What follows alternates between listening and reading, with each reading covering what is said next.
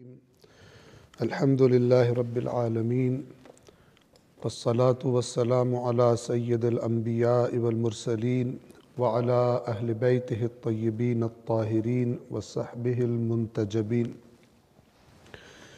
گزشتہ درس میں سورۃ البقرہ آیت نمبر 101 تک ہم نے مکمل کیا تھا۔ آج انشاءاللہ ہم سورۃ البقرہ کی آیت نمبر 102 سے شروع کر کے 105 تک پہلے تلاوت کریں گے اور اس کے بعد ترجمہ اور مختصر وضاحت آپ کی خدمت میں عرض کریں گے۔ صلوات پڑھیں محمد و آل محمد پر۔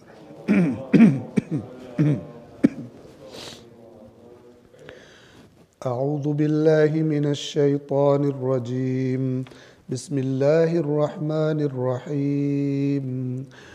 واتبعوا ما تتلو الشياطين على ملك سليمان وما كفر سليمان ولكن الشياطين كفروا يعلمون الناس السحر وما أنزل على الملكين ببابل هاروت وماروت وما يعلمان من أحد حتى يقولا إنما نحن فتنة فلا تكفر فيتعلمون منهما ما يفرقون به بين المرء وزوجه وما هم بضارين به من أحد إلا بإذن الله ويتعلمون ما يضرهم ولا ينفعهم وَلَقَدْ عَلِمُوا لَمَنِ اشْتَرَاهُ مَا لَهُ فِي الْآخِرَةِ مِنْ خَلَاقٍ وَلَبِئْسَ مَا شَرَوْا بِهِ أَنفُسَهُمْ لَوْ كَانُوا يَعْلَمُونَ وَلَوْ أَنَّهُمْ آمَنُوا وَاتَّقَوْا لَمَثُوبَةٌ مِّنْ عِندِ اللَّهِ خَيْرٌ لَوْ كَانُوا يَعْلَمُونَ يا أيها الذين آمنوا لا تقولوا راعنا وقولوا انظرنا واسمعوا وللكافرين عذاب أليم ما يود الذين كفروا من أهل الكتاب ولا المشركين أن ينزل عليكم من خير من ربكم والله يختص برحمته من يشاء والله ذو الفضل العظيم۔ صلوات پڑھیں محمد والے۔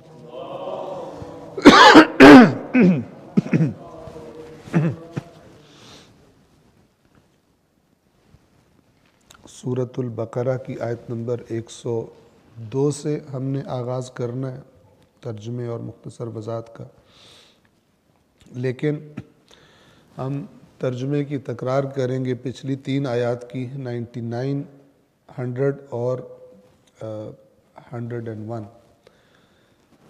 تاکہ جو بات پیچھے سے چل رہی تھی وہ انشاءاللہ ذہنوں میں تازہ ہو جائے اور ربط کے ساتھ بات کو ہم آگے لے کر چلیں۔ سورۃ البقرہ کی آیت نمبر 99 میں اللہ تبارک و تعالی نے اس طرح سے ارشاد فرمایا تھا، اور ہم نے اے رسول آپ کی طرف واضح آیات نازل کی ہیں اور ان کا انکار نہیں کرتے مگر فاسق۔ یہ ایسے لفظ ہیں جیسے اللہ کے نبی نے صلی اللہ علیہ وآلہ وسلم علی علیہ السلام سے فرمایا تھا کہ آپ سے محبت نہیں کرے گا مگر مومن اور آپ سے بغض نہیں رکھے گا مگر منافق۔ تو دوسرے لفظوں میں کیسے ہم کہہ سکتے ہیں کہ آپ سے محبت صرف مومن کرے گا اور آپ سے بغض صرف منافق رکھے گا۔ تو یہاں پر اللہ تعالیٰ کیا فرما رہا ہے کہ ہم نے جو آیات اے رسول آپ کی طرف بھیجی ہیں وہ تو واضح ہیں، تو جو واضح بات کا بھی انکار کرے اس سوائے فاسق کے اور کوئی نہیں ہو سکتا۔ تو ان آیات کا انکار سوائے فاسقوں کے اور کوئی نہیں کرے گا۔ آیت نمبر 100 میں فرمایا تھا، اور کیا جب بھی ان لوگوں نے کوئی عہد کیا تو ان میں سے ایک گروہ نے اسے اٹھا پھینکا یہ اٹھا پھینکا نبذ کا لفظ تھا، یعنی غیر اہم سمجھ کر، کسی چیز کو ان امپورٹنٹ سمجھ کر، معمولی سمجھ کر پھینک دینا۔ ایک گروہ نے اسے اٹھا پھینکا، بلکہ ان میں سے اکثر تو ایمان ہی نہیں لاتے، ورنہ اگر ایمان لائے ہوتے تو کیوں پھینکتے اللہ کے عہد کو؟ ایمان تو ہے ہی عہد کا نام۔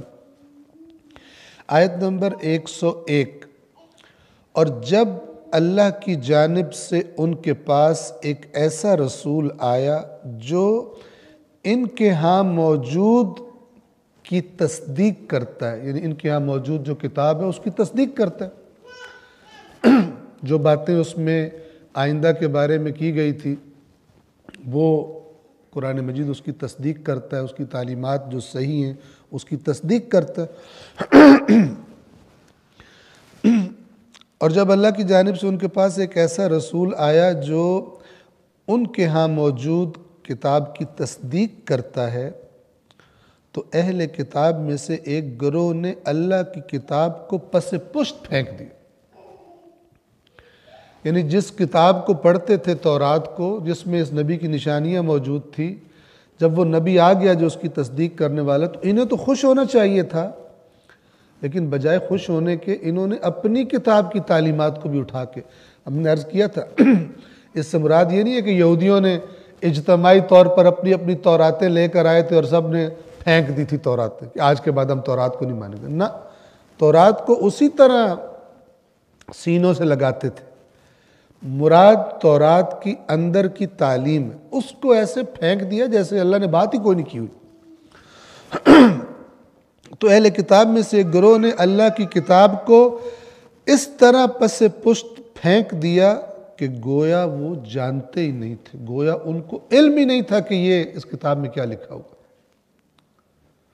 آج بھی بہت سارے مسلمانوں کی یہی حالت ہے، قرآن کی تعلیمات ایسے رون دیتے ہیں جیسے کہ اللہ نے کوئی بات کی نہیں ہوئی، ان کو معلوم ہی نہیں ہے۔ آیت نمبر 102 کے جو نسبتاً طولانی آیت ہے، انشاءاللہ ہم اس کو اس پر بات کریں گے۔ ایک صلوات پڑھیے محمد و آل محمد۔ اب بحث کا ربط آپ سمجھیں گے انشاءاللہ کہ اللہ کا رسول ان کے پاس آیا، ان کے پاس موجود کتاب کی تصدیق کرنے والا تھا، تو اہل کتاب کے ایک گروہ نے کتاب خدا کو اس طرح پھینک دیا، یعنی اس کی تعلیمات کو، احکام کو اس طرح پھینک دیا گویا ان کو پتہ ہی نہیں تھا کہ اس میں کوئی اہم بات لکھی ہوئی، ایسے غیر اہم تورات کی تعلیمات کو انہوں نے کر دیا۔ اب آپ توجہ فرمائیں، اس آیت نمبر 101 اور 102 کا لنک پہلے سمجھ لیں کہ وہ لوگ جو اللہ سبحانہ و تعالی کی کتاب کی جو تعلیمات ہیں ان کو یا تو ماننا نہیں چاہتے یا پھر اپنی مرضی کی ہیرا پھیری کر کے اسے مان لیتے ہیں، جو ان کی طبیعت اور ان کے کرپٹ مزاج کے ساتھ سیٹ ہو جائے اس طرح مانتے ہیں، جس طرح اللہ چاہتا ہے اس طرح نہیں مانتے۔ تو جب بھی ان کے لیے ایسا موقع آتا ہے جب اللہ کے دین کا تقاضا ان کے مفادات کے خلاف ہوتا ہے تو وہاں پر یہ اللہ کے دین کو چھوڑ دیتے ہیں، خدا کے دین کو چھوڑ دیتے ہیں اور اپنے مفادات کو فالو کرتے ہیں، اور جہاں اپنے مفادات نہ ہوں وہاں پہ کہتے ہیں جی یہ ہم دین پر عمل کریں گے۔ یہ گزشتہ قوموں کا بھی گمراہ ہونے کا سبب رہا ہے، اور یہ اللہ تعالیٰ نے جو بیان فرمایا ہے یہ عبرت کے لیے ہے کہ اسی طرح یہ قوم بھی گمراہ نہ ہو، کہ اب ہم خود اندازہ کر سکتے ہیں کہ صورتحال کیا ہے۔ توجہ کریں، مذہب کے وہ حصے کہ جو ہمارے دنیاوی مفادات سے نہیں ٹکراتے وہ ہمیں اچھے لگتے ہیں، وہ کرتے ہوئے ہمیں کوئی پرابلم نہیں ہوتی، کیونکہ ہمارے دنیاوی مفادات سے ٹکرا رہے بھی نہیں ہیں اور ہمیں توقع ہوتی ہے کہ ہماری دنیا میں بھی برکت ہوگی اور ہماری آخرت میں بھی بخشش ہوگی ان کی وجہ سے، بغیر اس کے کہ یہ چیزیں ہمارے دنیا کے کسی مفاد سے ٹکرائیں، پرابلم ہی کوئی نہیں۔ لیکن جیسے ہی دین کی کوئی بات ہم سے کہتی ہے کہ دنیا کے اس معاملے کو چھوڑنا پڑے گا تجھے کیونکہ یہ حرام ہے، کیونکہ خدا تجھے آزمانے کے لیے یہاں دنیا میں بھیجا ہے، یہ کام تو نے نہیں کرنا، تو وہاں پر دین بھول جاتے ہیں۔ وہاں پہ کہتے ہیں یہ کام ہم کریں گے، اور بعد میں پھر توبہ طائب ہو کر اور بیلنس پالیسی پہ عمل کر کے کچھ نیک کام کر کے کوئی حج عمرہ زیارت کر کے ہم اپنی اس کرپشن کو بخشوا لیں گے۔ بڑے ٹیکنیکل انداز میں بے ایمانی کرتے ہیں۔ یہ ہر بے ایمان کی اپروچ ہے، اور اللہ تعالیٰ اس زمانے میں، اللہ کے نبی کے زمانے میں یہودیوں کی کہ جو اپنے آپ کو کرپٹ کر چکے تھے اپروچ بتا رہا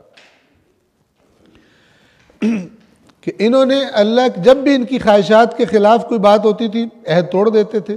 جب اللہ کا رسول وہ بات لے کر آیا جو ان کی تصدیق کرنے والی تھی، انہوں نے کتاب خدا کو اٹھا کر پس پش ڈال دیا، گویا کہ ان کو پتہ ہی نہیں تھا۔ اور کیا کتاب خدا کا آلٹرنیٹ کیا کرتے ہیں؟ شیطان کو فالو کرتے ہیں۔ اور یہاں پر اللہ تبارک و تعالیٰ، اگرچہ بات مدینہ کے یہودیوں کی ہو رہی ہے، لیکن یہاں سے گویا کہ پیچھے کی طرف خداوند عالم نے تاریخ ان کی بیان کی ہے، حضرت سلیمان کے زمانے کی، اور وہی باتیں جو اس آیت میں بیان کی گئی ہیں گویا کہ یہودیوں میں رسول پاک کے زمانے میں بھی رائج تھی، اور آج کے زمانے میں بھی جو یہودی ہیں وہ اس قسم کی باتوں کے پیچھے چلتے ہیں۔ اب آپ توجہ کریں، کس کو فالو کیا انہوں نے؟ سورۃ البقرہ آیت نمبر 102۔ جو کتاب خدا کو چھوڑ دیتا ہے پھر وہ کسے فالو کرتا ہے؟ فرمایا وَاتَّبَعُوا مَا تَتْلُو الشَّيَاطِينُ عَلَى مُلْكِ سُلَيْمَانَ، اور اس کے پیچھے چلے، اسے فالو کرنے لگے جو شیاطین کیا کرتے تھے، جو شیاطین پڑھا کرتے تھے عَلَى مُلْكِ سُلَيْمَانَ، سلیمان کی بادشاہت میں علیہ السلام۔ حضرت سلیمان کو ایسی حکومت اللہ کی طرف سے عطا کی گئی تھی کہ ویسی حکومت آج تک کسی کو نہیں ملی بظاہر، کہ اس نے اس طرح حکومت کی ہو، نہیں ملی کسی کو۔ تو اب حضرت سلیمان کے زمانے میں جو ظاہر شیاطین تو ہر زمانے میں ہوتے ہیں، تو وہ کیا کرتے تھے؟ جادو ٹونا جسے کہتے ہیں، اس کا بہت پرچار کرتے تھے۔ جب حضرت سلیمان نے ان کی سرگرمیاں دیکھی تو ایسی قدرت اللہ نے دی ہوئی تھی کہ گویا انہوں نے ان سے وہ سارا مواد جمع کیا، جو کتابیں تھیں یا جو بھی چیزیں تھیں جن پر وہ چیزیں لکھی ہوئی تھیں، وہ لے کر جمع کر کے اور اس کو کہیں دفنا دیا۔ جب حضرت سلیمان دنیا سے گئے تو بعد میں انہی شیاطین نے، شیطانی قوتوں نے، شیطانی افراد نے، ان کے چیلوں نے کیا کیا کہ اس دفن شدہ جو حضرت سلیمان نے دفن کیا تھا اس کو نکالا اور پروپیگنڈا یہ کر دیا کہ یہ جو سلیمان کو اتنی اقتدار اور طاقت حاصل تھی یہ اس جادو کی وجہ سے تھی۔ سلیمان جادوگر تھا اور جادو کے زور پر وہ یہ سارے کام کیا کرتا تھا۔ جیسے آج بھی لوگ کہہ رہے ہوتے ہیں میرا جادو یوں کر دیتا ہے، تو دیواروں پہ بھی انہوں نے لکھا ہوتا ہے، ٹھیک ہے، اور خود لوگوں کی جیبوں سے مال کھا کے گزارا کر رہا ہے اور کہتا ہے میرا جادو یہ کر دیتا ہے، میرا جادو وہ کر دیتا ہے۔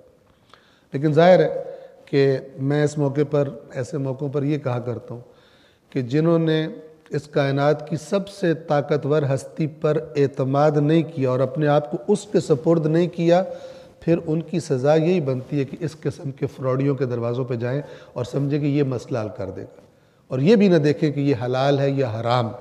جنہوں نے کھلے عام لکھا ہوتا ہے جناب کالے جادو کے ماہر اور جناب بدرو ہیں اور پتہ نہیں کیا کیا لغویات لکھی ہوتی ہیں، ادھر پیچھے دوڑ رہے ہوتے ہیں۔ اور اگر خدا کے ساتھ ان کے رابطے کو دیکھا جائے تو بالکل ان کو ایسا لگتا ہے کہ اللہ تعالیٰ نے کچھ کرنا ہی نہیں، ادھر دل ہی نہیں کرتا جانے کا، اور ہر چوکھٹ پر سر جھکانے کا ان کا دل کرتا ہے جہاں بھی کوئی ان کو گائیڈ کر دے، اور ان کے فراڈ میں، چکروں میں، اور پتہ نہیں کیا کیا خرابیاں کرتے ہیں۔ اور یہ سزا ہے اس کی کہ جس کو اللہ تبارک و تعالیٰ اپنا قرب آفر کرے اور کہے مجھ پر توکل کر، وَعَلَى اللَّهِ فَلْيَتَوَكَّلِ الْمُؤْمِنُونَ، مومنوں کو چاہیے کہ صرف اللہ پہ توکل کرے، اسے اللہ پہ نہیں ہو، اسے ہو کہ یہ جو ہے نا فلانا یہ کام کرے گا میرا، تو اس کی سزا ہے دھکے کھائے، اور یہ لوگ ساری عمر دھکے کھاتے رہتے ہیں۔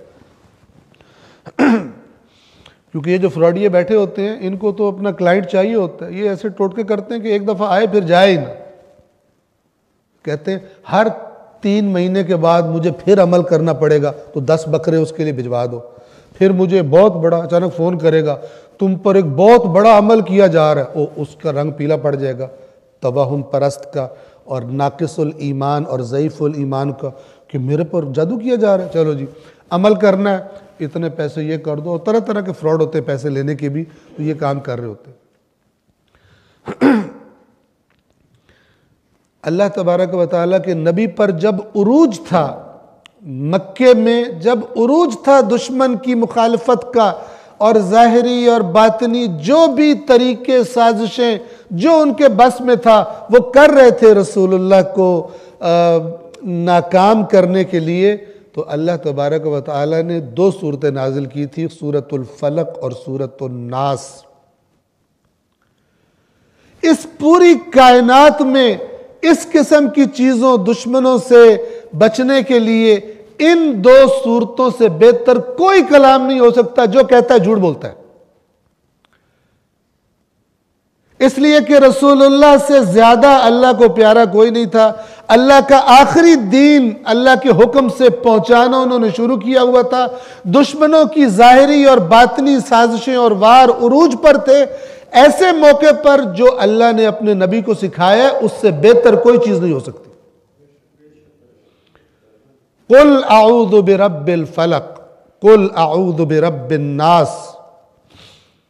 باقی سب فراڈی ہیں جو اللہ کے کلام سے دور ہٹا کر تو پتہ نہیں کبھی بکرے کا سر لاؤ کالے کا، کبھی پتہ نہیں ہرن کے پتہ نہیں کیا لے کر آؤ فلان، اس قسم کی بیہودہ لغویات میں مسلمانوں کو بھی آدھا ہندو بنایا ہوا، توہم پرست۔ پھر ریپیٹ کروں میں، یہ سزا ہے جہاں سے ایک مضبوط دماغ بنانا تھا اور ایک مضبوط نظریہ کہ جو اللہ کے ساتھ جڑا ہوتا ہے اور اپنے ہر معاملے کو خدا کے سامنے پیش کرتا ہے، جب وہ نہیں رکھا تو پھر یہ ایک سجدہ جسے تو گراں سمجھتا ہے 1000 سجدوں سے دیتا ہے آدمی کو نجات، تو پھر 1000 سجدے کرنے پڑتے ہیں اس قسم کے فراڈیوں کے سامنے۔ اور سلیمان کے عہد حکومت میں شیاطین جو کچھ پڑھا کرتے تھے، یہ یعنی اہل کتاب اس کی پیروی کرنے لگ گئے، وَاتَّبَعُوا، اور اس کی اتباع کرنے لگے، کس کی؟ مَا تَتْلُو الشَّيَاطِین، جو شیاطین پڑھا کرتے تھے۔ اب آپ توجہ کریں، اگرچہ یہ آیات نازل ہو رہی ہیں مدینہ میں، اور مدینہ میں یہودی جو حرکتیں کر رہے ہیں رسول اللہ کے خلاف اور ایمان نہ لانے کے بہانے گھڑ رہے ہیں، ان کی تنبیہ کے لیے، ان کو ڈانٹنے کے لیے یہ نازل ہو رہی ہیں، لیکن ذکر کس حرکت کا کیا جا رہا ہے اس میں؟ جو حضرت سلیمان علیہ السلام کے زمانے میں ہوئی تھی، ٹھیک ہے؟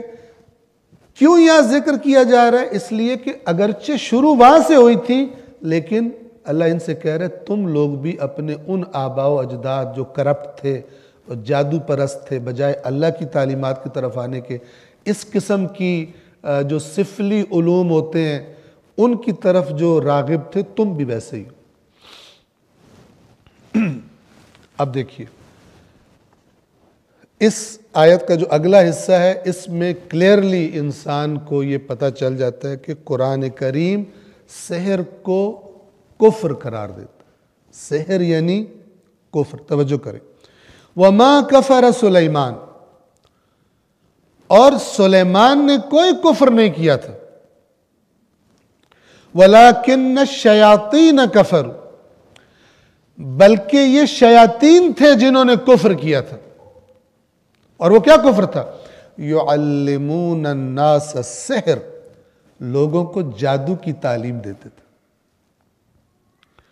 پس جادو کی تعلیم دینا قرآن کی نظروں میں کیا ہے؟ کفر ہے. کیونکہ اللہ تعالیٰ جواب کیا دے رہا ہے ان کو؟ وَمَا كَفَرَ سُلَيْمَانَ. یہ کیوں کس بات کا جواب دے رہے ہیں؟ کہ انہوں نے پروپیگنڈا کیا تھا اور گویا یہ مدینہ کے یہودیوں میں بھی یہ تصور موجود تھا، اور ایک طریقے سے آج بھی موجود ہے کہ یہ جو حضرت سلیمان کا اتنا بڑا اقتدار تھا، اس کی بیس جادو تھی. جادوگر تھے، میجیشن تھے، اور اس کی وجہ سے انہوں نے ہر چیز کو اپنے قابو میں کیا ہوا تھا. جیسے آج بھی لوگ دعوے کرتے ہیں نا، ہمارے پاس یوں ہے، ہمارے پاس یہ موکل ہے، ہمارے پاس یہ جنات ہیں، ہم یوں قابو کیا ہوا، فلان کیا ہوا ہے. ٹھیک ہے. اور ضعیف الایمان اور ضعیف دماغ کے لوگوں کو، توہم پرستوں کو وہ ٹھگتے ہیں اس قسم کی باتوں سے. تو اللہ نے سیدھا سے جواب دیا. تم کہہ رہے ہو سلیمان نے جادو کی وجہ سے حکومت کی تھی، جادو کفر ہے. وَمَا كَفَرَ سُلَيْمَانَ، سلیمان نے کفر نہیں کیا تھا، بلکہ شیاطین نے کفر کیا تھا کہ جو لوگوں کو سحر کی تعلیم دیتے تھے. یہاں پہ ذرا سحر کا مطلب سمجھ لیں. سحر جس کو ہم اردو میں لفظ استعمال کرتے ہیں جادو. سحر سین ہا اور را، یہ عربی زبان کا جو لفظ ہے، اس کا اصل معنی ہے دھوکہ. ایسا دھوکہ جو حقیقت معلوم،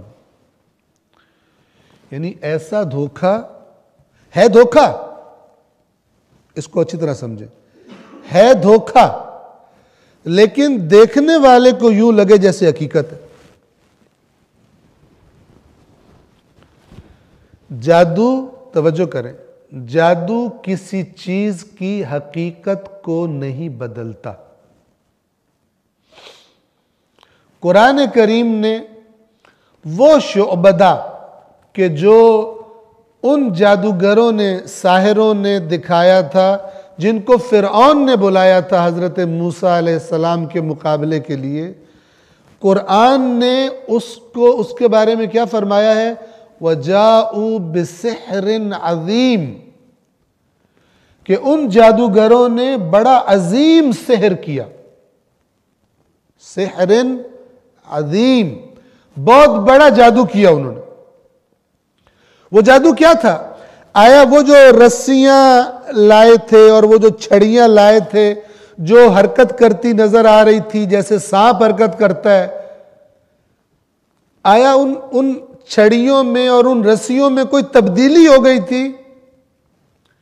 قرآن مجید اس کا انکار کرتا ہے. لفظ کیا استعمال کرتا ہے؟ توجہ کیجیے. قرآن کے لفظ یہ ہیں وَسَحَرُوا أَعْيُنَ النَّاسِ، انہوں نے لوگوں کی آنکھوں پر جادو کیا. اور اگر آپ سحر کا میننگ ٹرانسلیشن میں لے آئیں تو انہوں نے لوگوں کی آنکھوں کو دھوکہ دیا. یہ ذرا توجہ کے ساتھ سن لیں، سمجھ لیں بات میں کیا کرنا چاہ رہا ہوں. قرآن کے لفظ یہ سحروا اعین الناس، ان کے ساتھ کچھ نہیں کیا، لوگوں کی آنکھوں کو دھوکہ دیا. آنکھوں کو کیسے دھوکہ دیا؟ کہ ان کو لگ رہا یہ تھا کہ یہ موومنٹ ہو رہی ہے ان میں، جیسے سانپ موو کرتا ہے. میں آپ کو آج کے دور کی صلوات پڑھیے محمد وآل محمد پر.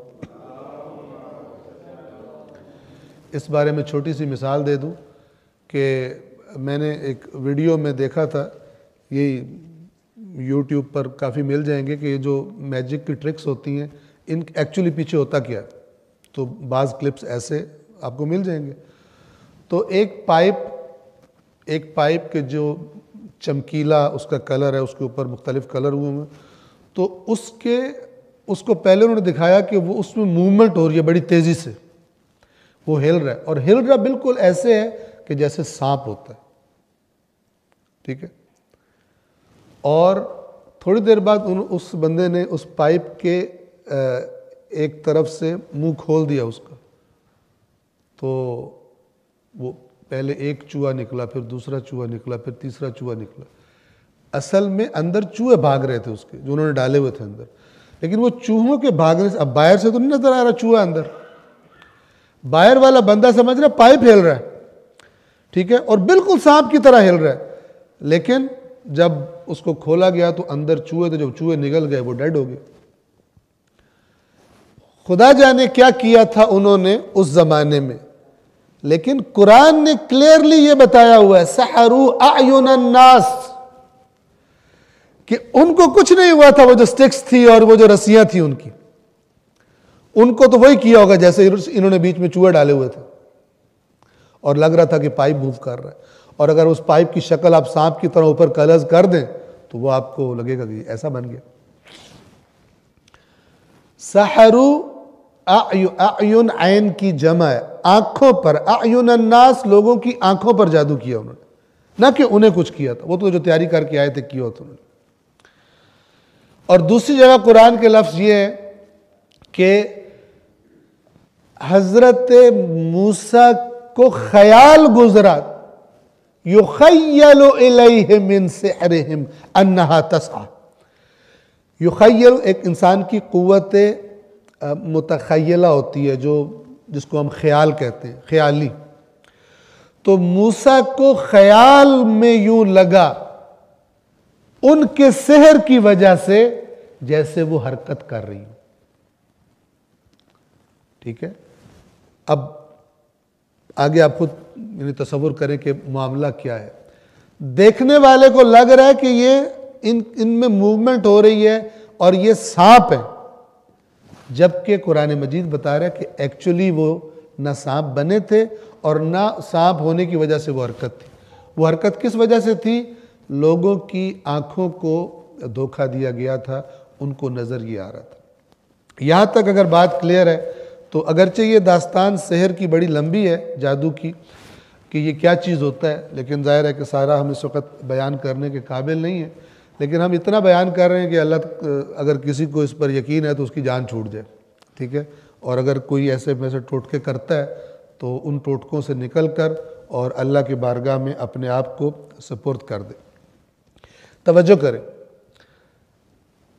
اب آپ کے ذہن میں سوال ہے کہ اگر سحر کچھ نہیں کرتا تو پھر اس کا اثر کیسے ہوتا ہے ہم پر؟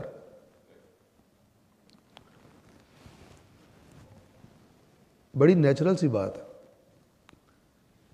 کہ اگر کوئی آپ کے سامنے ایک ڈبہ کھولے اور اس کے اندر سے اچانک بہت بڑا سانپ نکل آئے، آپ کو ڈر لگے گا یا ڈر نہیں لگے گا؟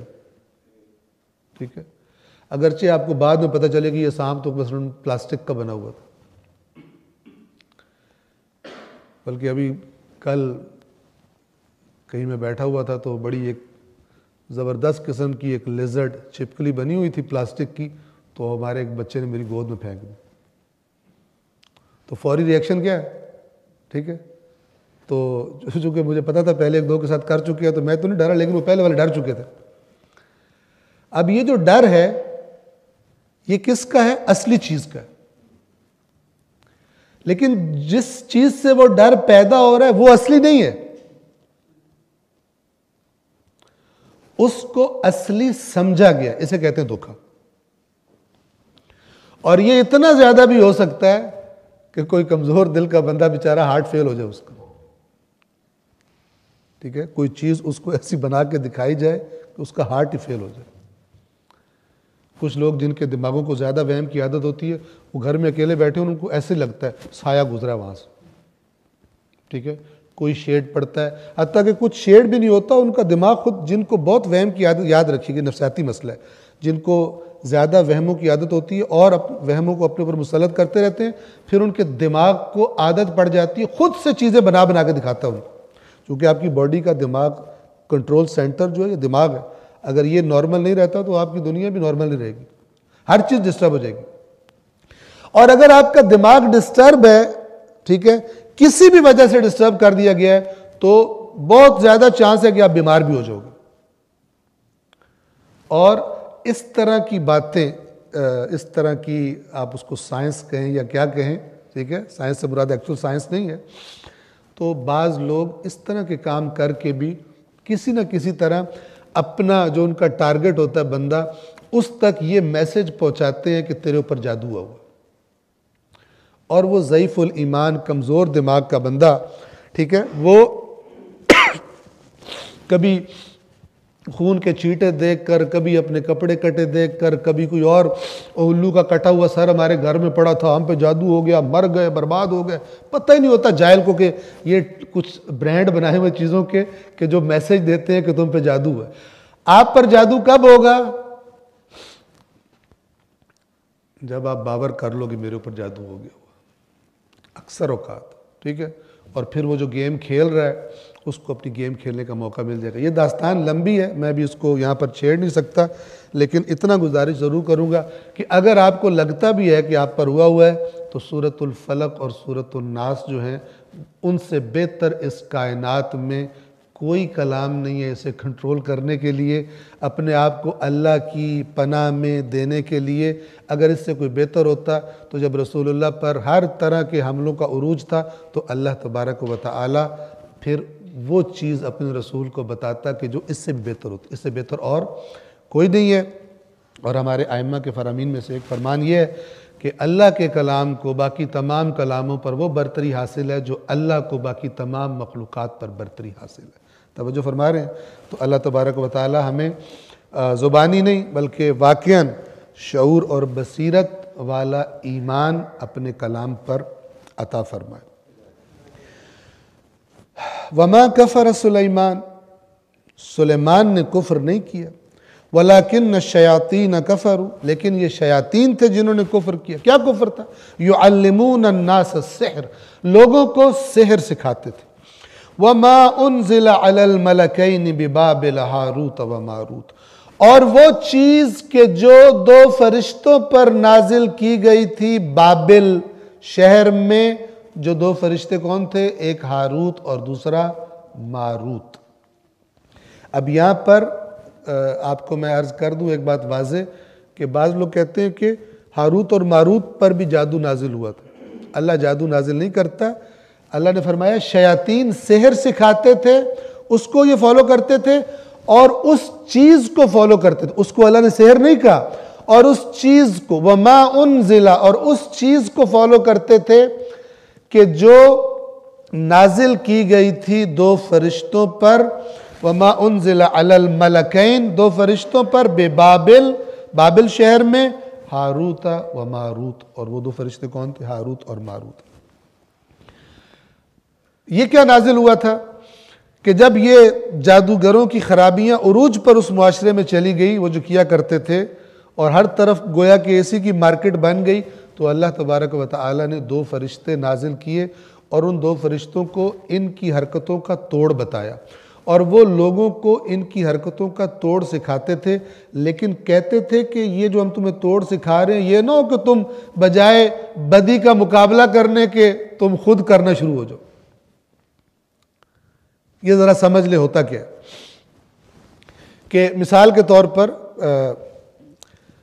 اگر کسی مثلا فوجی کو ٹریننگ دی جا رہی ہے، کسی کمانڈو کو ٹریننگ دی جا رہی ہے، بہت ساری چیزوں کو ان کو ٹریننگ دی جاتی ہے، چونکہ ان کو ایسے کام مشنز پر بھیجا جاتا ہے کہ کوئی بھی سچویشن پیش آ سکتی ہے، تو بہت ساری چیزوں میں ان کو ٹرین کیا جاتا ہے، ٹھیک ہے۔ میں ایک مثال دے رہا ہوں کہ فرض کریں اس کو ٹریننگ دی جانی ہے کہ اگر تم نے کسی بلڈنگ کے اندر گھسنا ہے، کسی گھر کے اندر گھسنا ہے، کسی عمارت کے اندر، اور اس پر کوئی تالا لگا ہوا ہے، اس تالے کو، چابی تو نہیں ہے تمہارے پاس، اس تالے کو تم کیسے کھولو گے؟ ٹھیک ہے، تو اس چیز کے لیے کیا کیا جائے گا کہ مختلف قسم کے جو لاکس ہوتے ہیں، جو تالے ہوتے ہیں، ان کا کیا میکنزم ہوتا ہے، وہ کیسے کام کرتے ہیں، چابی کیا کرتی ہے جب اسے چابی کو تالے کے اندر ڈالا جاتا ہے، وہ کیا کام کرتی ہے کہ تالا کھلتا ہے، سارا میکنزم بتایا جاتا ہے، یا وہ جو نمبروں والے تالے ہوتے ہیں، لاکس ہوتے ہیں، وہ کیسے کام کرتے ہیں، تاکہ اگر تمہیں نمبر نہ پتا ہو تو تم کیسے کھول سکتے ہو، اندر ہے کیا اس میں، اور اگر چابی تمہارے پاس نہ ہو تو تم نے کیسے کھولنی ہے۔ تو یہ جس کو اس تالے کو بغیر چابی کے کھولنا سکھانا ہے اصل میں، تو مجبوراً خود بخود اس کو تالے کے اندر کا میکنزم بتانا پڑے گا. ٹھیک ہے؟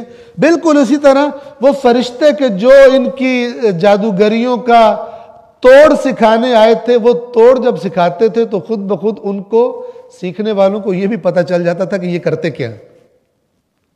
بات سمجھ رہے ہیں؟ تو اب جب ان کو یہ بھی پتہ چل گیا کہ کرتے کیسے، تو اب ان کی مرضی ہے نا، بجائے نیکی کا کام کرنے کے کہ جادوگروں کا مقابلہ کریں، خود بھی ایک جادوگر میں تبدیل ہو جائیں کہ اس سے پیسے زیادہ ملتے ہیں. تو وہ جو فرشتے سکھانے آئے تھے اس کو لوگوں نے مس یوز کرنا شروع کر دی. اور اس میں جو اللہ تعالیٰ نے مثال دی ہے وہ بہت سارے کام کرتے ہوں گے. جو یہاں پر مثال دی ہے وہ یہ کہ میاں اور بیوی کی لڑائی کروا دیتے تھے، میاں اور بیوی میں بدگمانی پیدا کر دیتے تھے.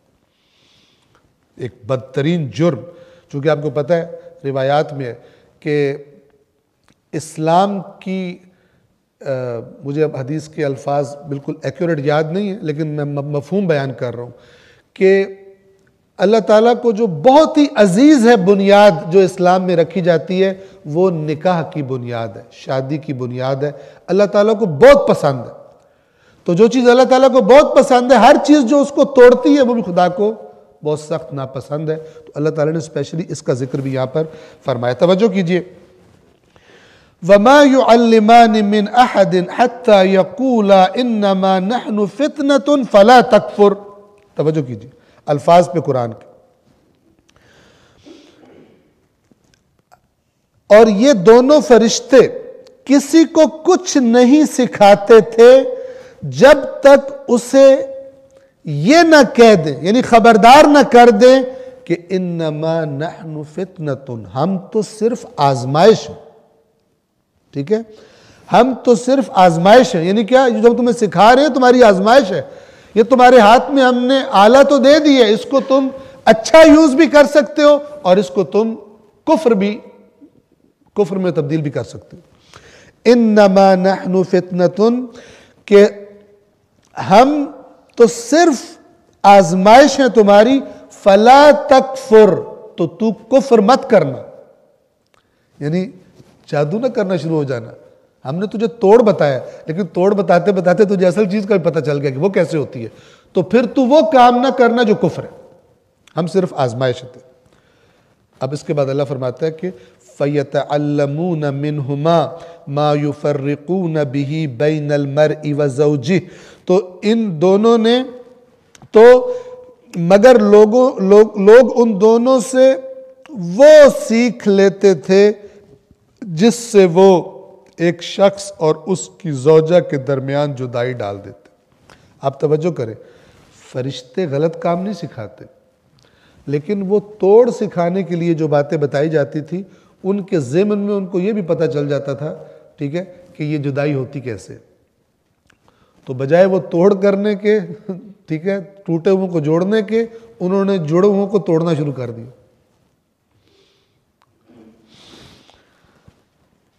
فَيَتَعَلَّمُونَ مِنْهُمَا، تو وہ ان دونوں سے وہ سیکھتے تھے مَا يُفَرِّقُونَ بِهِ بَيْنَ الْمَرْءِ وَزَوْجِهِ، جس کے ذریعے وہ تفرقہ جدائی ڈال دیتے تھے ایک شخص میں اور اس کی زوجہ میں.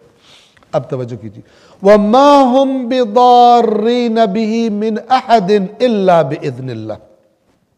اب یہاں پہ اللہ پھر اپنی قوت کا اظہار فرما رہا ہے، اور وہ کیا ہے؟ توجہ کیجیے. اور اللہ کے اذن کے بغیر وہ اس چیز کے ذریعے کسی کو کوئی نقصان نہیں پہنچا سکتے. یہ بات بہت سمجھنے والی ہے. کیا کہا جا رہا ہے؟ اللہ کیا فرما رہا ہے کہ یہ جو جادوگریاں کرتے ہیں، جادو کرتے ہیں، یہ اللہ کے اذن کے بغیر کسی کو نقصان نہیں پہنچا سکتے کچھ بھی. اس کا کیا مطلب ہے؟ اس کا مطلب یہ ہے، سمجھنے والی بات ہے، سمجھنے والا نقطہ ہے. صرف اس معاملے میں نہیں، بہت سارے معاملات میں، بہت سارے موضوعات، کہ آیا اللہ سے جادوگر پہلے اذن لیتا ہے یا اللہ مجھے اجازت دے میں جادو کروں؟ نہیں.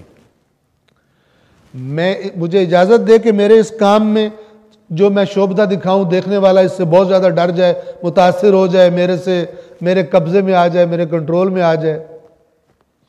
اللہ سے اجازت مانگتے ہیں؟ نہیں, یہ تو کر رہی کفر ہے, یہ تو کر رہی اللہ کی نافرمانی ہے. تو پھر اس کا مطلب کیا ہے؟ اس کا مطلب یہ ہے کہ توجہ کریں کہ اللہ تبارک و تعالی کے بنائے ہوئے قوانین, اس پر یہ کائنات چلتی ہے, اور جو چیزیں اللہ تبارک و تعالی نے خلق کی ہیں ان کے اندر جو تاثیر ہے, ان کے اندر جو تاثیر ہے وہ اللہ نے رکھی ہوئی ہے. ٹھیک ہے؟ اور جب بھی وہ چیز استعمال ہوگی, اچھے استعمال میں جائے یا برے استعمال میں, جو اس کے اندر اللہ نے اثر رکھا ہے وہ اثر کرے گی, دکھائے گی. مثلا خنجر ہے لوہے کا, اگر وہ ہاتھ میں ہے کسی مرد مجاہد کے تو وہی خنجر اللہ نے اس کے اندر تاثیر رکھی ہے کہ وہ مثلا گلے کو کاٹ دے گا کسی دشمن خدا کے, کیونکہ اس کو استعمال کرنے والا اللہ کا کوئی بندہ ہے, مرد مجاہد ہے. لیکن وہی خنجر اگر شمر کے ہاتھ میں ہو, اور اگرچہ سامنے گلا امام حسین علیہ السلام کا ہو کہ جو اس وقت روح زمین پر سب سے زیادہ عزیز ہستی ہے اللہ تبارک و تعالی کی, لیکن وہ جو تاثیر رکھی ہے اللہ نے خنجر میں, وہ اپنا کام کرے گا. ہاں, اگر خدا چاہے تو وہ تاثیر بھی ختم کر سکتا ہے. وہ جس ہاتھ نے پکڑا ہوا ہے اس ہاتھ کو شل کر سکتا ہے. جس بندے کا ہاتھ ہے اس بندے کو موت دے سکتا ہے اس وقت. ٹھیک ہے؟ اور موت بھی نہ دے, ہاتھ بھی شل نہ کرے, وہ خنجر چلاتا رہے, خنجر اپنا کام نہ کرے, اللہ کچھ بھی کر سکتا ہے. یہ والی جو آیات ہیں کہ کچھ بھی نہیں ہو سکتا سوائے اللہ کے اذن کے, یہ انسان کو, ان آیات سے اللہ انسان کو یہ بتانا چاہتا ہے کہ یہ جو بھی تمہاری آزمائش کے لیے میں نے یہ میدان سجایا ہے, اس کا میں خالق ہوں. اس میں جو قوانین حاکم ہیں جس پر یہ چلتا ہے ان کا میں خالق ہوں, اور یہ جتنی چیزیں ہیں ان میں جو تاثیر ہے اس تاثیر کا رکھنے والا بھی, ان صفات کا چیزوں میں رکھنے والا بھی میں ہوں, اور میں جب چاہوں یہ تاثیریں ختم بھی کر سکتا ہوں. تو یہ کس لیے کہا جا رہا ہے کہ اگر تمہیں پرابلم ہو گئی ہے, کوئی ڈر لگ گیا, تم پہ جادو ہو گیا ہے, تو تم سب سے جو پاورفل ہستی ہے اس پر توکل کرو, اس کی بارگاہ سے پناہ مانگو, اس کے پاس جا کے اپنی مشکل کا اظہار کرو, بجائے یہ کہ ادھر ادھر در بدر کی ٹھوکریں کھاتے پھرو. جس کے پاس بھی جاؤ گے وہ اللہ سے نہ زیادہ بہتر تمہارا حال جانتا ہے, اور نہ اللہ سے زیادہ قدرت رکھتا ہے کہ وہ تمہارے مسئلے کو حل کر سکے. وَمَا هُمْ بِضَارِّينَ بِهِ مِنْ أَحَدٍ إِلَّا بِإِذْنِ اللَّهِ, اور وہ اذن خدا کے بغیر اس کے ذریعے کسی کو کوئی نقصان نہیں پہنچا سکتے تھے. یہ بات انشاءاللہ واضح ہے. اب اگلی بات سنیں, وہی آیت چل رہی ہے. وَيَتَعَلَّمُونَ مَا يَضُرُّهُمْ وَلَا يَنْفَعُهُمْ, اور وہ ایسی چیز سیکھتے تھے کہ جو یضرہم, ان کو نقصان دینے والی تھی, ان کے لیے ضرر رکھتی تھی. ولا ينفعہم, اور وہ چیز ان کے لیے کوئی نفع نہیں رکھتی تھی. اچھا, جادوگر تو اپنے فائدے کے لیے جادو کر رہا ہوتا ہے. اگر کسی نے اس سے کہا ہے جادو کرو تو وہ جادو کر رہا ہے تاکہ اس سے پیسے لے یا اپنی کمائی کرے. لیکن اللہ تعالیٰ کیا فرما رہا ہے؟ یہ جو سیکھ رہے تھے یہ ان کو نقصان دینے والی چیز تھی, نہ کہ ان کو فائدہ دینے والی. کیوں؟ یاد رکھیں, اس لیے کہ قرآن جو ہمیں اس کائنات کو دکھاتا ہے وہ ہم سے یہ کہتا ہے کہ تم اپنی محدود دید سے جو فائدہ دیکھ رہے ہو, ہم تمہیں اس کا نتیجہ بھی دکھانا چاہتے ہیں. تم دیوار کے پردے کے اس طرف دیکھ سکتے ہو, ہم پردے کے اس طرف کی چیز بھی تمہیں دکھانا چاہتے ہیں. تمہیں پردے کی اس سائیڈ والی چیز بہت فائدہ مند لگ رہی ہے, جبکہ ہم جانتے ہیں کہ اس کے پیچھے کتنا بھیانک نتیجہ تمہارا انتظار کر رہا ہے. تو یہ تم سمجھ رہے ہو کہ یہ جادو وغیرہ کر کے تم اپنے فائدے حاصل کر لو گے اور لوگوں سے چیزیں تم اپنی کمائی بڑھا لو گے. ہم تمہیں بتا رہے ہیں کوئی فائدہ، اس کا نقصان اتنا بڑا ہے کہ اس کے مقابلے میں یہ فائدہ معنی ہی نہیں رکھتا. تو وہ اللہ تعالیٰ فرما رہا ہے کہ وہ ایسی چیز سیکھتے تھے جو ان کے لیے ضرر رساں تھی اور فائدہ مند نہ تھی. وَلَقَدْ عَلِمُوا. ایک صلوات پڑھیے بلند آواز سے محمد و آل محمد پر.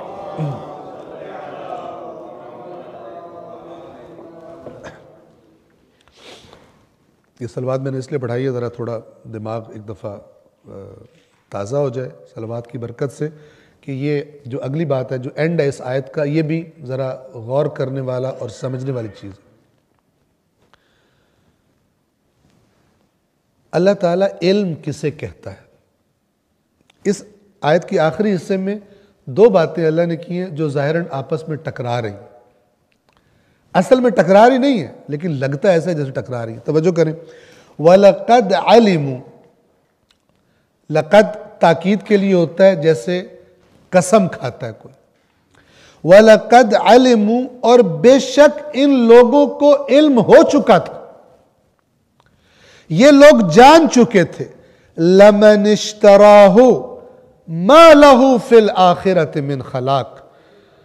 ان کو اچھی طرح علم ہو چکا تھا، یہ جو جادو کرتے پھر رہے تھے اور فرشتوں کی سکھائی ہوئی چیز کو بھی مس یوز کرتے تھے، ان کو اچھی طرح علم ہو چکا تھا کہ جو بھی اس کا خریدار ہے اس کا آخرت میں کوئی حصہ نہیں.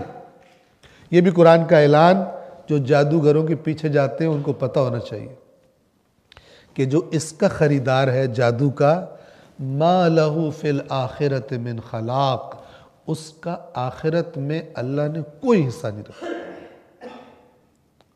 لہذا سوچ سمجھ کے کبھی اگر کوئی آفر کرے آپ کو کہ تمہیں جو پریشانی ہے، ایک بندہ ہے وہ بڑا عامل ہے، وہ جادو کرتا ہے تو بڑے مسئلے حل ہو جاتے ہیں، ٹھیک ہے، تو پھر وہی انسان کی ایمان کی کمزوری ہوتی ہے اور اللہ کی معرفت کا نہ ہونا ہوتا ہے کہ انسان سمجھتا ہے کہ اگر خدا سے مانگوں تو نہیں ملے گا، اس کے پاس جاؤں گا تو یہ زیادہ میرا مسئلہ ہینڈل کر سکتا ہے اپنی حرکتوں کے ذریعے سے. ان کو یقیناً یہ جان چکے تھے کہ جو بھی اس کا خریدار بنا، مَا لَهُ فِي الْآخِرَةِ مِنْ خَلَاقٍ، اس کا آخرت میں کوئی حصہ نہیں. وَلَبِئْسَ مَا شَرَوْا بِهِ أَنفُسَهُمْ. اور یقیناً کتنی بری چیز تھی جس کے بدلے میں انہوں نے اپنے نفسوں کو بیچا ہے. ٹھیک ہے نا.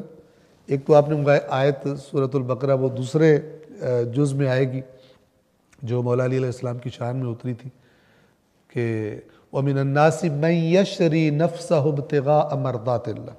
ٹھیک ہے، اللہ کی رضائیں خریدنے کے لیے اپنی جان کو بیچنا. یہاں پہ وہ لفظ ہے دوسری خطرناک سائٹس کہ وَلَبِئْسَ مَا شَرَوْا بِهِ أَنفُسَهُمْ. کتنی بری چیز ہے جس کے بدلے میں انہوں نے خود کو بیچا ہے، اور وہ کیا ہے؟ جادو.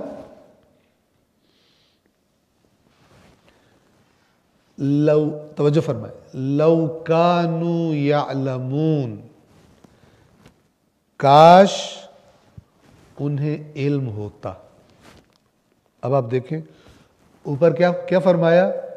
یقیناً ان کو علم ہے، یہ جان چکے ہیں کہ جس نے بھی اس کو خریدا اس کا آخرت میں کوئی حصہ نہیں ہے. یہ کہا اور فوراً کیا کہا جا رہا ہے؟ کاش انہیں علم ہوتا. علم ہے یا علم نہیں ہے؟ ٹھیک ہے، یہاں پر سمجھ لیں کہ یہ علم دو قسم کے ہوتے ہیں. ایک علم وہ ہے کہ جس کو آپ صرف کہتے ہیں معلومات، آپ کو پتہ ہے، لیکن یہاں پر اس کو علم کہا جا رہا ہے کہ جس کے تقاضوں کے مطابق انسان عمل بھی کرے. جب انسان کو ایک بات پتہ ہو لیکن اس کا عمل کہہ رہا ہو کہ عمل ایسے کر رہا ہو جیسے وہ کرتا ہے جسے نہیں پتہ ہوتا، یعنی ہو عالم اور عمل جاہل کی طرح کر رہا ہو، تو اس کو بھی خدا کہتا ہے کہ اس کو کاش پتہ ہوتا کہ یہ کیا کر رہا ہے. توجہ فرما رہے ہیں. تو حالانکہ اللہ تعالیٰ نے خود فرمایا کہ ان کو اچھی طرح پتہ چل چکا تھا کہ جس نے بھی یہ جادو خریدا آخرت میں اس کے لیے کوئی حصہ نہیں ہے۔ اور کتنی بری چیز ہے جس کے بدلے میں اپنی جانوں کو بیچ رہے ہیں۔ لو کانوا یعلمون، کاش ان کو پتہ ہوتا یعنی جو انہوں نے جانا تھا کاش اس کے مطابق عمل بھی کرتے۔ جب عمل نہیں کر رہے تو ایسے ہیں جیسے جاہل۔ تو یہاں پر ایک فرمان مولا علی علیہ السلام کا آپ کی خدمت میں عرض کر دوں کہ صلی علی محمد و آل محمد، کہ مولا فرماتے ہیں کل علم وبال یوم القیامہ، قیامت کے دن ہر علم جو انسان کو پتہ چلی ہیں باتیں وبال بن جائے گا۔ وبال تو اردو میں بھی استعمال کرتے ہیں، وبال جان۔ کل علم، ہر علم، وبال ہوگا کب؟ یوم القیامہ، قیامت کے دن، الا، سوائے ما عمل بہ، سوائے اس علم کے جس پر عمل کیا گیا ہو، وہ وبال نہیں ہوگا، وہ فائدے والا ہوگا۔ لیکن باقی تو کہا جائے گا تمہیں پتہ تھا اور تم یہ کرتے رہے۔ اب یہاں پہ کچھ جو ذرا اوور سمارٹ ہوتے ہیں وہ کہتے ہیں کہ اس کا مطلب یہ ہے کہ ہمیں زیادہ دین کی باتیں نہیں جاننی چاہیے، نہ ہمیں پتہ ہوں گی نہ ہمارے لیے وبال بنے گا۔ ٹھیک ہے، دنیا کے معاملے میں یہ کبھی نہیں کہتے۔ دنیا میں کہے نا کہ تم 1 لاکھ کماتے ہو، ایک بندہ آ رہا بڑا ماہر ہے تمہارے شعبے کا، وہ امریکہ سے آ رہا ہے، اس نے ایک ورک شاپ رکھی ہوئی ہے، 1 ہفتے کا مثلا 1 لاکھ روپیہ لے رہا ہے ایک بندے سے، لیکن گارنٹی یہ ہے کہ تمہارا 1 لاکھ جو انکم ہے نا وہ 2 لاکھ ہو جائے گی۔ جائیں گے کہ نہیں؟ ادھر جائیں گے نا بھاگ کے، 1 لاکھ جیب سے بھی دیں گے۔ کبھی بھی یہ نہیں کہیں گے بہتر ہے جتنا پتہ ہے زیادہ پر زیادہ ذمہ داری بڑھ جائے گی ہماری، زیادہ پیسوں، کبھی بھی نہیں کہیں گے۔ لیکن دین کے معاملے میں، اس لیے کہ میرے ساتھ کئی مرتبہ یہ ہو چکا ہے۔ ایک ہمارے دوست تھے، ان کو میں کہیں پہ ان کے ساتھ تھا تو میں نے کہا کہ اتفاق سے ایک سافٹ ویئر میں نے ڈاؤن لوڈ کیا تھا تو اس میں احادیث کی کلیکشن بہت اچھی تھی، بڑی اخلاقی اور بہت اچھی اصلاحی احادیث تھی۔ تو میں نے اس سے کہا کہ آپ یہ ڈاؤن لوڈ کریں، یہ نا آپ اس کی سیٹنگ کر سکتے ہیں، دن میں 1 حدیث ٹائمنگ فکس کر لیں، 2 حدیثیں، 3، جتنی بھی آپ چاہیں، تو یہ دن میں آپ کو نا وہ نوٹیفیکیشن آیا کرے گا، آپ حدیث پڑھیں، تو ایک بہت اچھا سسٹم۔ تو کیا کہتے ہیں مجھے؟ کہتے ہیں مولانا جتنا ہمیں پتہ ہے اس پر تو ہم عمل نہیں کر پاتے، اور یہ اب 3 حدیثیں روز پڑھیں گے اور علم میں اضافہ ہوگا، عمل کر نہیں سکیں گے تو ہمارے قیامت کے دن زیادہ ہمیں سوال جواب کرنا پڑے گا۔ لہٰذا میں اس کو ڈاؤن لوڈ نہیں کرتا، جتنا مجھے پتہ اتنا ہی رہنے دیں۔ یہ بہت خطرناک بات ہے۔ یعنی دنیا کے بارے میں اگر بات کی جائے نا کہ انکم بڑھانے کے طریقے، تو دوسرا خیال ہی کبھی نہیں آئے گا اگر مگر کا، بتاؤ بتاؤ بتاؤ بتاؤ، ٹھیک ہے۔ اور اگر دین کی معلومات بڑھانے کے طریقے نہیں، جتنا ہم جانتے ہیں اتنا ہی کافی ہے، ہمیں اس سے زیادہ نہ پھنسائیں۔ تو یہ کل علم وبال یوم القیامہ الا ما عمل بہ، ایک اس طبقے کے بارے میں جن کو علم تھا اور انہوں نے عمل نہیں کیا، اور یہ جو کہہ رہے ہیں کہ ہمیں بہتر ہے زیادہ نہ بتائیں، یہ کہہ کر بچ نہیں سکتے۔ کیوں؟ اس لیے کہ ان سے یہ کہا جائے گا کہ تم جب دنیا میں اتنی نالج بڑھا لی تھی اور تیزیاں دکھا سکتے تھے، تو دین اتنی فارغ چیز تھا اور غیر اہم چیز تھا کہ جس میں تم نے اپنی عقل کو موٹا رکھنے پر ہی اکتفا کیا، اور بس سنی سنائی باتوں پر بھی اور چلتے رہے، صرف سنی سنائی باتوں پر، اور سنجیدگی سے اس کو دیکھنے پر رکھنے کی کوشش نہیں کی، تو یہ عذر تمہارا قبول نہیں ہے۔ اس کا ذکر بھی، اس قسم کی جہالت کا ذکر بھی سورۃ النساء کی آیات میں آیا ہوا ہے کہ انشاءاللہ خدا نے جب توفیق دی وہاں پہنچے تو آپ کی خدمت میں عرض کریں گے۔ وَلَبِئْسَ مَا شَرَوْا بِهِ أَنفُسَهُمْ، اور کتنی بری چیز ہے جس کے بدلے انہوں نے اپنے نفسوں کا سودا کیا ہے، لَوْ كَانُوا يَعْلَمُونَ، کاش وہ جان لیتے۔ آیت نمبر 103، وَلَوْ أَنَّهُمْ آمَنُوا، اور اگر وہ ایمان لے آتے، یعنی یہ جو جادو اور کتاب خدا کو چھوڑ کر، اللہ کی تعلیم کو چھوڑ کر ان چیزوں کے پیچھے ہیں، گویا خدا بند عالم دوسرے لفظوں میں کہہ رہا ہے، کیا کہہ رہا ہے؟ اگر یہ ایمان لے آتے، یعنی یہ ایمان نہیں لائے۔ وَلَوْ أَنَّهُمْ آمَنُوا، اور اگر یہ ایمان لے آتے، وَاتَّقَوْا، اور بچتے۔ تقوی بچنے کو کہتے ہیں۔ جب کسی آیت میں یہ لفظ آتا ہے تو اگرچہ ہر برائی سے بچنے کا نام تقوی ہے اور ہر اطاعت کا نام تقوی ہے، لیکن سب سے پہلے مربوط ہوتا ہے اسی بات سے جو اس آیت میں ذکر یا اس کانٹیکس میں جو بات ہو رہی ہوتی ہے، جس کانٹیکس میں، جس سیاق میں، سباق میں وہ آیت آ رہی ہے۔ یہاں پر کیا فرما رہے ہیں؟ وَلَوْ أَنَّهُمْ آمَنُوا وَاتَّقَوْا، اگر یہ ایمان لے آتے اور بچتے، کس سے بچتے؟ یہ جو جادو اور اس قسم کے ٹونے کرنے کے پیچھے جا رہے ہیں، اگر اس سے بچتے لَمَثُوبَةٌ مِّنْ عِنْدِ اللَّهِ خیر، تو جو اللہ کے پاس اس کا ثواب تھا وہ بہت بہتر تھا۔ ان تھوڑے بہت مالی مفادات سے جو یہ کما رہے ہیں جادو کے کرتب دکھا کر، اگر یہ اس سے پرہیز کرتے تو، اور وہ جو فرشتوں نے سیکھا تھا اسی کام میں استعمال کرتے جو سکھایا گیا تھا کہ جادو کا توڑ کرو تو فلان کرو، مس یوز نہ کرو، تو پھر یہ کیا کرتے؟ اللہ کے پاس ثواب جو تھا وہ کئی زیادہ بہتر تھا۔ پھر ریپیٹ کیا وہی لفظ لَوْ كَانُوا يَعْلَمُونَ، کاش ان کو علم ہوتا۔ لیکن بات بتا دی گئی ہے، لیکن ان کا عمل ایسا ہے جیسے ان کو پتہ ہی کچھ نہیں ہے۔ 101 نمبر آیت جو لاسٹ درس کی آخری آیت، وہاں پہ کیا تھا؟ وہاں پہ یہی تھا کہ ایسے پھینکا کتاب خدا کو جیسے پتہ ہی کوئی نہیں کہ اس کے اندر کیا لکھا ہوا۔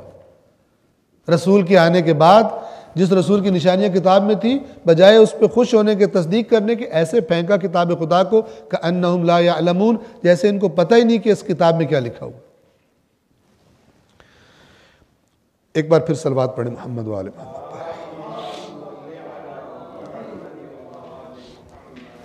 آیت نمبر 104، اس کا پس منظر بھی سن لیں۔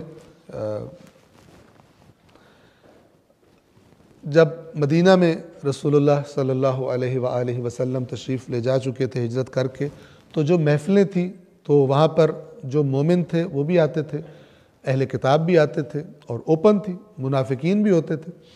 تو منافق اور اہل کتاب وغیرہ بعض اوقات کیا کرتے تھے؟ الٹی سیدھی حرکتیں کرتے تھے مذاق اڑانے کے لیے۔ ان میں سے ایک حرکت کا یہاں پہ تذکرہ ہے کہ ایک لفظ تھا کہ جس کا معنی تقریباً وہی ہے جس طرح مثلا انگریزی زبان میں ایکسکیوز می کہا جاتا ہے۔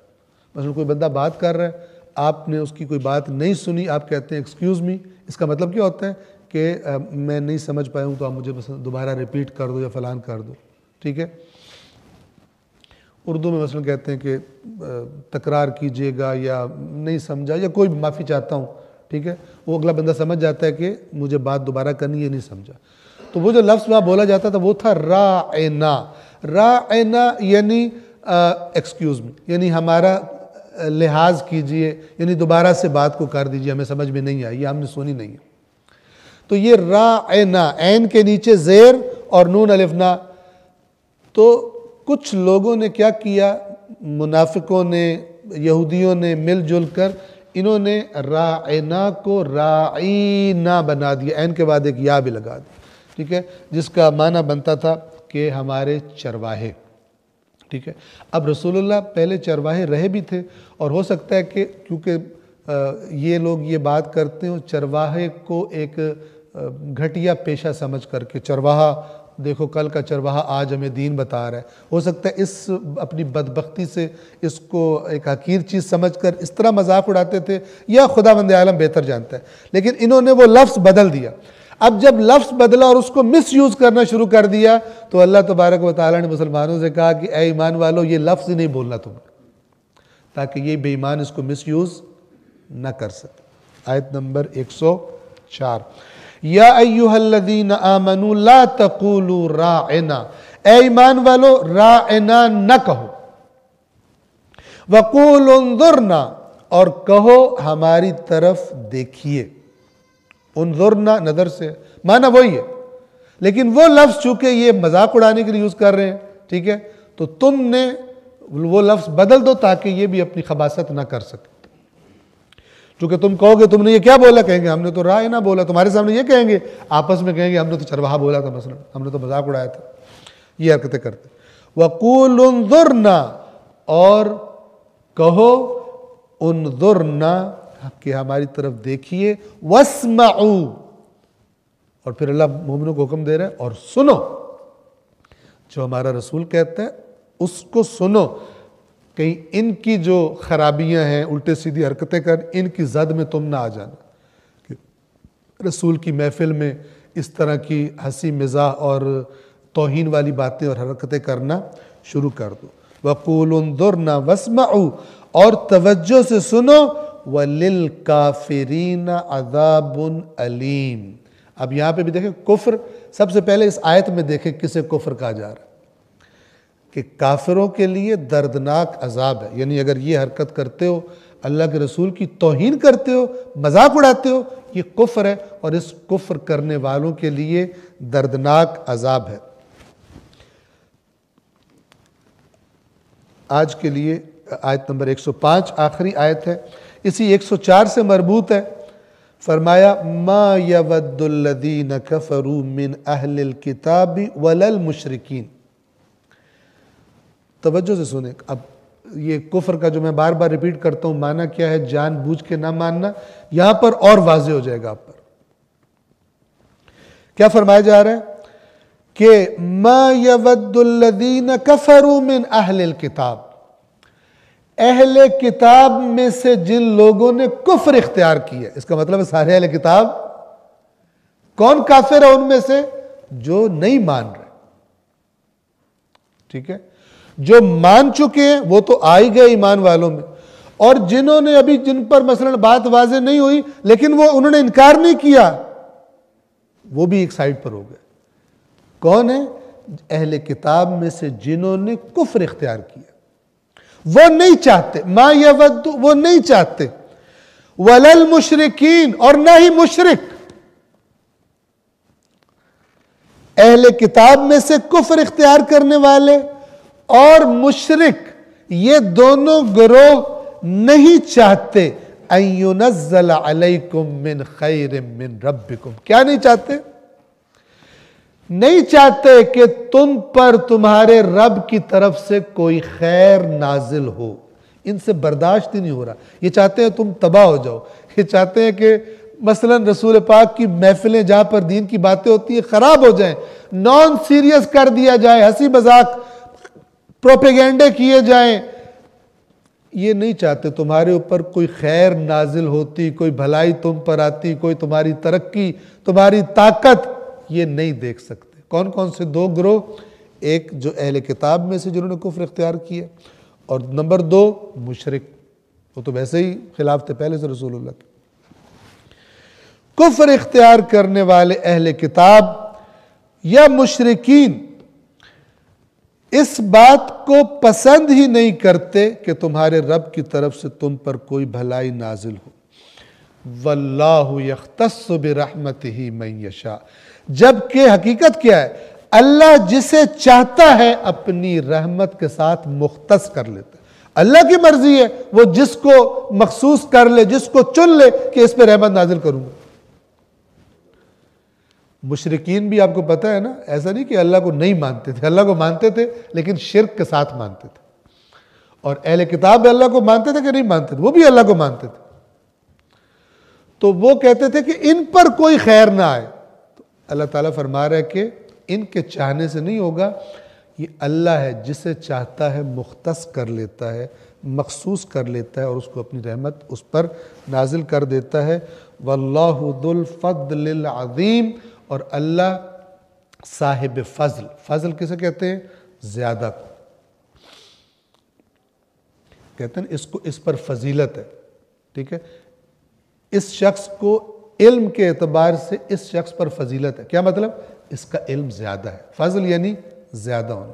اللہ صاحب فضل ہے، جس کو جتنا زیادہ دے دے، اور فضل بھی کوئی معمولی نہیں، عظیم عظیم فضل کا مالک ہے۔ ایک صلوات پڑھیے محمد و آل محمد پر۔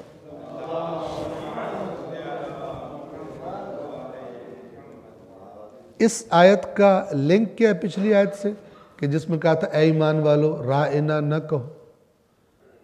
لنک یہ ہے کہ ایک مثال دی اللہ نے کہ اس قسم کی حرکات جو یہ کر رہے ہیں، یہ چاہتے ہیں دین نہ پھیلے، یہ محفلیں لوگ سنجیدگی سے نہ سنیں اور محفل کا ماحول خراب ہو جائے، رسول اللہ کی مجلس کا ماحول خراب ہو جائے۔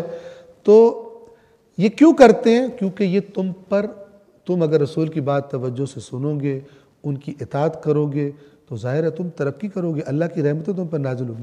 یہ نہ اہل کتاب کے کافر چاہتے ہیں، اہل کتاب میں سے جنہوں نے کفر اختیار کیا ہے، اور نہ ہی مشرک یہ چاہتے ہیں۔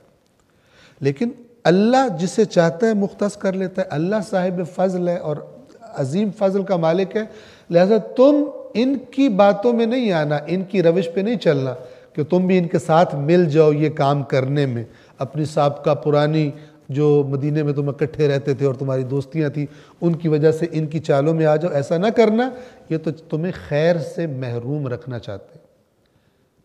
آج بھی ایسا ہے، قیامت تک بھی ایسا ہی ہے۔ دین کی باتوں کا مذاق اڑانا، دین کی چیزوں کے لطیفے بنانا، ٹھیک ہے، یہ کہاں سے آتے ہیں؟ یہ ظاہر ہے دشمنان دین کی طرف سے آتے ہیں۔ جس چیز کا انسان مذاق اڑاتا ہے اس کی ہیبت اور رعب اور احترام خود بخود اس کے دل سے ختم ہو جاتا ہے اور کم ہو جاتا ہے مذاق اڑانے کی وجہ سے۔ اور اگر کوئی دین کا مذاق اڑا، دین کی چیزوں کو مذاق کے طور پر لے، تو پھر دین کا جو احترام اور اس کی ہیبت ہے وہ اس کے دل سے چلی جاتی ہے اور انسان بے دینی کا شکار ہو جاتا ہے۔ تو خداوند عالم فرما رہا ہے یہ لوگ اس لیے کام کر رہے ہیں کہ یہ تمہاری ترقی نہیں دیکھ سکتے۔ تم سنجیدہ رہو، تم رسول کا احترام کرو، تم ایسے کوئی کلمات نہ بولو کہ جن کو مس یوز کیا جا سکے، تاکہ اللہ کی رحمتوں کے تم مستحق قرار پاؤ۔ اللہ تبارک و تعالی سے دعا ہے